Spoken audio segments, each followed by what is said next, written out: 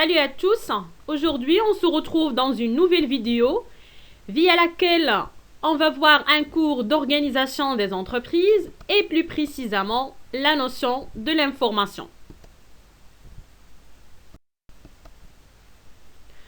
Les points qu'on va traiter durant cette séquence de vidéos, on va commencer par la définition de l'information, son cycle de traitement, l'origine et finalement la qualité de l'information. Commençons alors par la première question qui se pose déjà. Qu'est-ce que c'est l'information? Le mot information provient du latin informar qui signifie étymologiquement mettre en forme. On peut également définir l'information comme un ensemble de données qui permettent de modifier la perception ou bien la prise de connaissance sur notre environnement.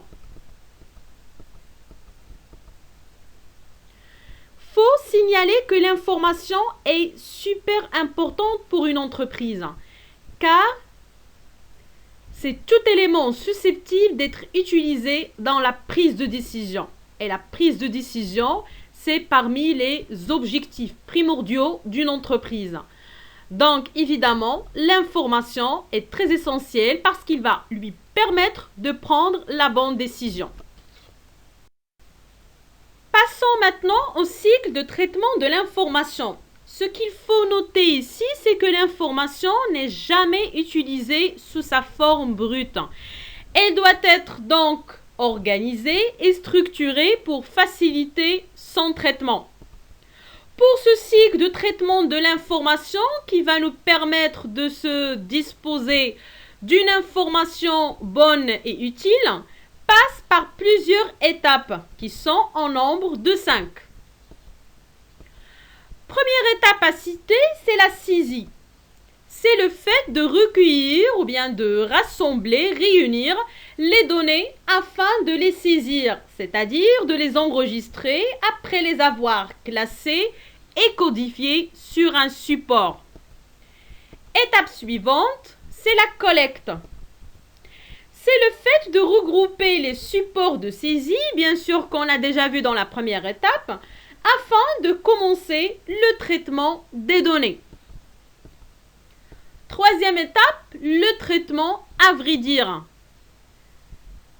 Désigne l'ensemble des opérations de tri, de filtrage, de regroupement et d'analyse des données.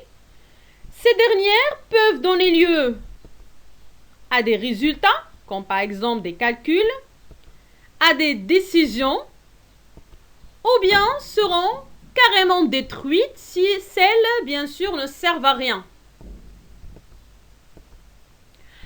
Étape suivante, la diffusion. C'est communiquer aux différents services les informations qui sont déjà traitées, mais selon leurs besoins. Autrement dit, c'est le fait de transmettre ces informations élaborées et traitées aux différents intéressés. Dernière étape du cycle de traitement d'informations, bien sûr, c'est l'archivage. C'est une étape ici très importante, c'est tout simplement le fait de stocker les informations déjà traitées afin de pouvoir les utiliser ultérieurement. Bien sûr, on n'aura pas besoin de gaspiller du temps pour les traiter encore une fois. Donc, s'ils sont déjà archivés et stockés, vont nous servir à prendre de nouvelles décisions dans le même sens. À ce stade, on passe à l'origine de l'information. Comme on vient de voir dans le cycle de traitement de l'information, l'entreprise, avant qu'elle traite ces infos, elle doit absolument réunir, saisir et collecter des données de base. Ces données de base, on les appelle des inputs. C'est un mot anglais.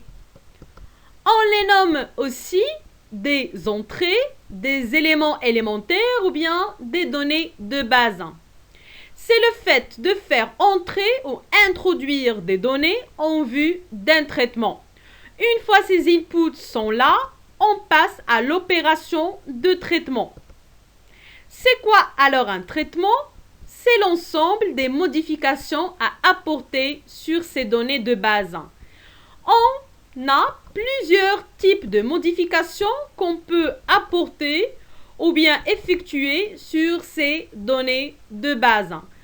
On a l'analyse, la mise à jour, le tri, le filtrage, la codification ou bien aussi la sélection et bien d'autres, évidemment.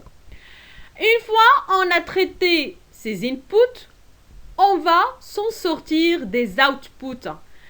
Alors, les outputs, ce sont les éléments de sortie ou bien ceux élaborés après, bien sûr, l'opération de traitement.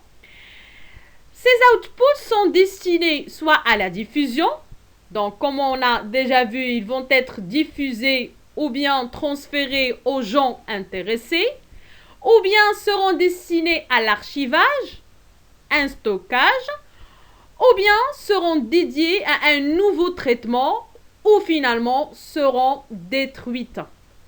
Dernier point qu'on va traiter durant cette séquence de vidéos, c'est la qualité de l'information. En fait, la valeur de l'information est en fonction de sa qualité. Celle-ci a un coût qui doit être évidemment évalué par l'entreprise. Pour le décideur, la qualité de l'information s'apprécie en fonction de plusieurs critères. Autrement dit, il faut poser la question suivante. Comment peut-on percevoir une bonne information de qualité? Tout simplement, il faut assurer et garantir plusieurs critères. Le premier critère qu'il faut citer, c'est la pertinence. Il faut avoir une information pertinente ou bien adaptée au décideur et qui correspond au sujet étudié. Deuxième critère, il faut avoir une information fiable. C'est la fiabilité de l'information, c'est-à-dire issue de sources sûres. Troisième critère à citer est la disponibilité de cette information. Bien sûr, cette information doit être à la disposition de l'utilisateur et surtout au moment où celui-ci en a besoin.